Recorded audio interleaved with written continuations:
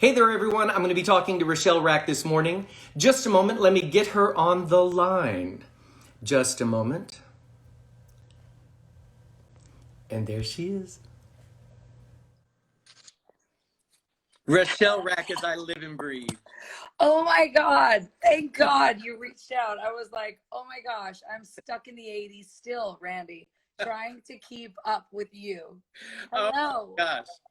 Well, this is quite the day. Now, the last time we spoke, I should let people know, we spoke last fall, and in the middle of COVID land, you were doing just 1,000 things because you can't sit still. You'd started your own dance competition, and you were handling it virtually, so everyone was still dancing and getting feedback and stuff like that. You had launched sassstorm.com, where you were offering masterclasses in how to do everything. So the studios across the country could still get your expertise, and they could get one-on-ones for their students. But you also mentioned during our podcast interview, which, by the way, folks, if you missed the interview, boo on you. Go to wherever you get your podcast, Apple, Stitcher, wherever, Spotify, and look for the Randy Report, and we have an awesome chat from last fall. But you happened to mention on your way out the door at that podcast that you had started writing a musical because your plate wasn't full enough. Yes. And today, I wanted to chat about this today because, as everyone knows, this formerly blonde guy often forgets a lot of things, and I hate to do interviews way in advance. And when the event actually happens, like, people forget. Yes. The event, Electric Island, Selections from Electric Island, is happening tonight at 8 p.m. Eastern Time, 5 p.m. West Coast, on Broadway World's YouTube channel. Yes. I just wanted to talk to you about this because I think it's amazing that you've done this. You've written a musical. Yes, just to say that. You've written a to musical. hear you say that is, I'm kind of like, I did. Yes, I did. And I did. What was the inspiration behind this besides you had some time on your hands? Well, I think inspiration is, before all of this happened, the inspiration to write small, little shows, different ideas, concepts was definitely in, the works for me. I have been doing that a little bit, dabbling here and there. So I think that I was inspired because I kept thinking, well, no one has ever really written a show about the life of, and, it's such a big year. Many years are big years about women, but for me, especially having a daughter growing up, watching me go to college, being a part of my everyday life, now was the time for me to write something about being a woman and being a woman of Broadway. So this play, this idea came from writing from the point of view of living it, Randy, and living it through decades of, there was a time where I thought, well, maybe I should have a character that's, maybe in her 60s and kind of then someone that's just starting out. So I was just kind of throwing around ideas about what the story has been like on Broadway and really go for that idea.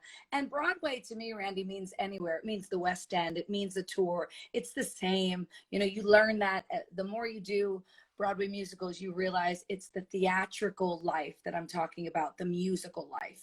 But we tend to use Broadway as if kind of our reference because that's what we know. And so this musical focuses on the lives of women who work on Broadway. And these are really women who do work on Broadway. You have an amazing cast. Yes, well, first of all, the cast is, it's been incredible because I will say this about our community. You reach out, you ask, and the answer is yes. Can you do a reading? Can you meet on Zoom? It's like in the middle of a complete shutdown, crisis, panic, and the answer is yes. So first of all, and that was to many women and men, they kind of stepped into the room of Electric Island, which was formerly known as something else. It's going to be one of those shows formerly known as the women of Broadway or point of view, and now it's called finally we've honed in on Electric Island. The cast begins with Angie Schworer, who is a dear friend. Everyone that I name is a dear friend of mine, but Angie Schworer and I go way back. Stephanie Gibson, who didn't?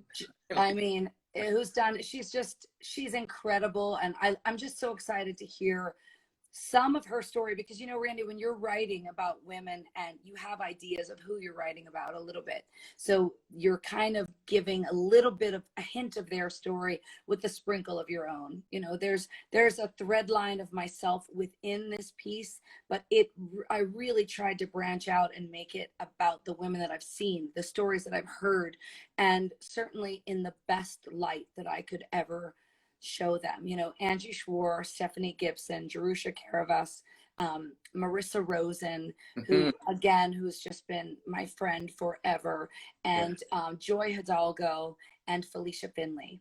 Now in the cast, and I want to say this because before we decided to do a benefit, I had Katie Weber, Naomi Kakuk, and I've also had Judine Somerville, who were like in on the mix of every reading. And I just want to, you know, give a shout out to say thank you, because the thing is, everyone that came into the room of point of view, because that's what it was called, it's now become something else. And without them, it wouldn't be. And without them, it would not be. Because, you know, Randy, you can only play so many characters in your room by yourself until you've gone cuckoo for Cocoa Puffs. You know, that's the most difficult thing a lot of people don't think about when you're writing a show. I actually wrote a musical based on the music of Mary Chapin Carpenter some years ago. And and it's funny, we share a word here. I remember thinking at the time, I'm not an island as a creator. When I'm a choreographer in the room, when I'm a director, by myself, I just bounce off the walls and get nothing done. But when you have these players, when you have these artists come in the room with you to bounce that idea off of, and suddenly it becomes a chemical reaction and things bubble up and get bigger and better. But you need that chemistry, and that's really what theater is all about. It is. And in the Zoom room, even though you have to kind of wait for the responses, you know, Katie Huffman was in the room with me from the very beginning reading a part. So she was actually reading one of the characters. And as time went on, and we would have these talks after, Randy, they were not only healthy for us, I think, emotionally, spiritually, and just as human beings to just connect. They were helpful because as the writer, I opened the floor to say, how do you feel on this? What do you think about this? So it wasn't so closed off, because it's new for me and it's humbling. And I think of all the times when I was in the cast, and if I could have only said, please cut that line, please change that song, please take that dance break out, but nobody cared. You know, so now I wanted to be the writer that cared, to say, hey, does that work? What do you feel? What do you think? Right. And it started electricity. You're exactly right, which is why I'm so thrilled about the work that we've done. Mm-hmm. You know, I also want to underscore that we're in the month of March, and this is Women's History Month. And so to be writing a musical about the women of Broadway during Women's History Month, and your benefit tonight, the event tonight will benefit the Phyllis Newman Women's Health Initiative, which is a program of the Actors Fund, which we've all been supporting since the first day we kickball changed on a Broadway stage. I love that this is also tied together thematically for a great idea. So tonight, what a great idea during this month, during this time, to help a great cause and to help people like get a sneak peek of Electric Island. Now, you're not doing the whole show tonight, correct? You're doing selections from? We are doing selections from, for sure. Marty Thomas has kind of, with Katie Huffman, Marty Thomas he's like the master of everything. You know how some people can't they master one thing, but we kind of pretend. He can master anything. Right. I've never met anyone more talented. He has made a musical along with Katie Huffman, along with these women. And here's the thing. Everyone recorded in their own microphone. That was pre-recorded. Everyone sent in their tracks. After the tracks were sent in, then everyone was doing the coaching, and they were all getting these coachings, vocal coachings and acting direction for the songs. And then we went back, and Katie went in on a Zoom like you and I, and kind of like directing from your camera right now, go. While with your lights and your setup and your backdrop, I can't even imagine the stress. I would have been like, I'm out, ball change, I'm out. But they just kept going. So that part of it, to me, the fact that it is not only selections from the show, but it is an entertaining, element of 43 minutes, 45 minutes of like an evening that's giving you, I rewrote the script for this event. So I didn't just take songs out of the show. I wrote a thread line for this event to introduce some of the characters, to give you an idea of what Electric Island is. It's a television show. That's what it is. But it takes place on the greatest island that we know, Manhattan. Yeah. So that's kind of where it started. Instead of just trying to, you can't do a musical. It's very hard to do. People have done it, a musical via Zoom, even pre-recorded. It's just too much stimulation of, I got to stay in front of the screen, where we're trying to bring the screen to life. Right.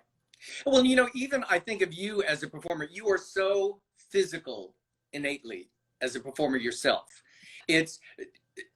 Sass doesn't just sit in a chair and talk. You can, but Sass moves. Honey, I'm ready to give you a leg. Yes.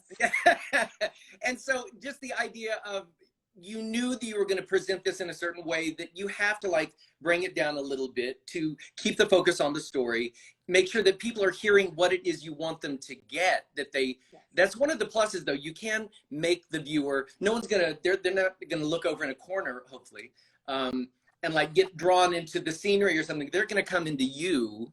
I hope not. They better. By the way, you look awesome, girl. Thank you. I swirled it up for you, honey. From teaching the first grade to like running up the stairs to be like, do I have a light? Is there a lipstick anywhere? What I wouldn't give for someone to help me. Like, those moments where you're like, oh, hair and makeup. Yeah. Like, what is that? That's, oh my gosh. But it's interesting because, what we are capable of as women, as men, as humans, we're so capable of so many things. And this time, the one thing I will say about it is it's taken a lot out of me to try to find time to write this, between teaching the first grade and trying to survive and literally just make an income, because every bit of the income of what we know is physical. What you just said about physical, it's how I've lived my whole life, Randy. And so to have it all taken away, it was just shocking. And so now to feel like, it does feel a little bit, and I haven't felt this in a really long time, like a bit of a pre-show, a bit of an opening night, a bit of like nervousness to say, I'm putting myself out there and my piece of work out there, along with my co-creators, to, be looked at, to be judged, to be loved, to be appreciated, whatever it is. I don't care about the result. And that is probably, I don't think that happens until well into your 40s, but taking the result out of it and just doing it. It is the serious part of the equation in theater or anything artistic. Is in the beginning, we are so result oriented. We have this, we want this perfect thing. I recently did an interview when we did Cats together, for people watching. Rachelle and I did Cats together some time ago. And someone asked me about being Mistopheles. And I actually said that, the first couple of months I was Mistopheles, I was a good Mistopheles, but I was trying so hard to get an A. I was trying to get it right. And it kind of put me in a box, and every night I was just trying to get all the hands right and just like be really good. And one day I was up above the stage before I flew in for my number. And if you don't know Cats, you don't know what that means, but go with it. I just love that. I love it. Before I flew in. And the thing that happened that relates to what you were just saying is, I remember something happened in my brain, and I just thought, Mistopheles thinks he's a star. Randy doesn't, but Mistopheles does. So I remember thinking, I'm just going to dance. I'm not going to try to get an A. I'm not going to. And so I took the result out.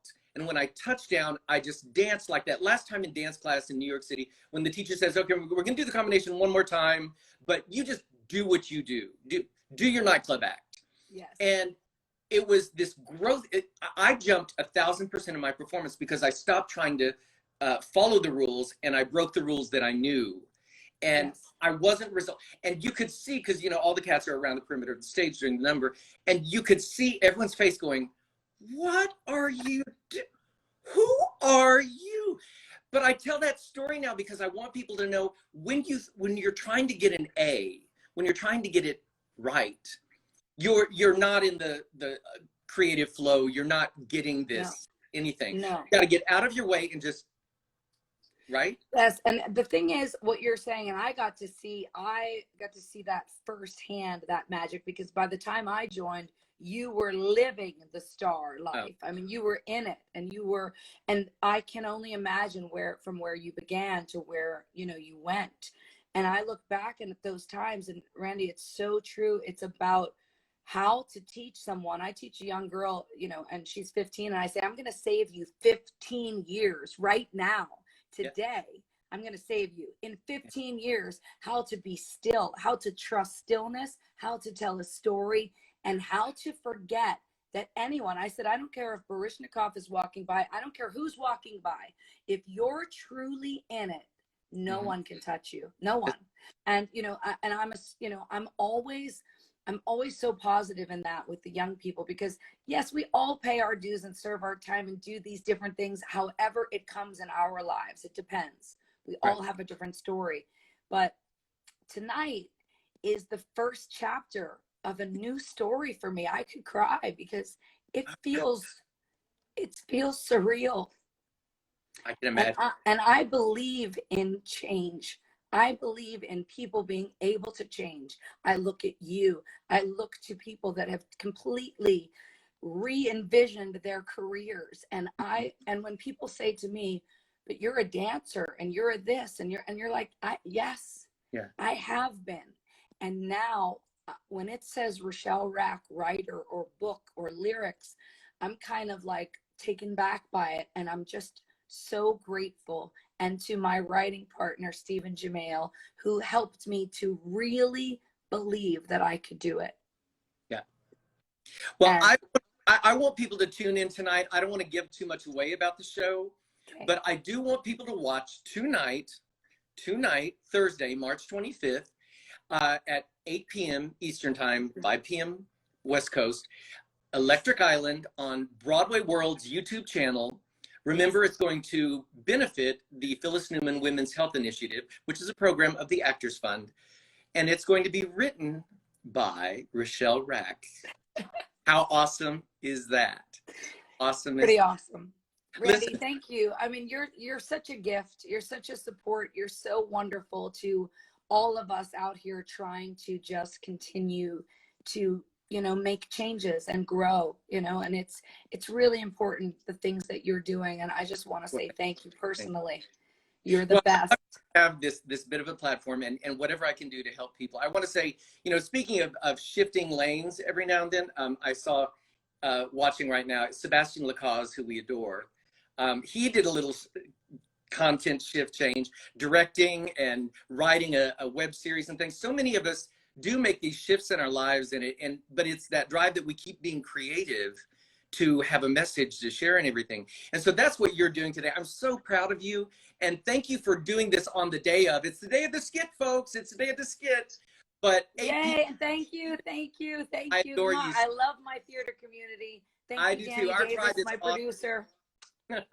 I adore you, doll. Have fun tonight. Thank you. I appreciate it, Randy. I'll be watching. Bye. Thanks everyone for watching. I appreciate it.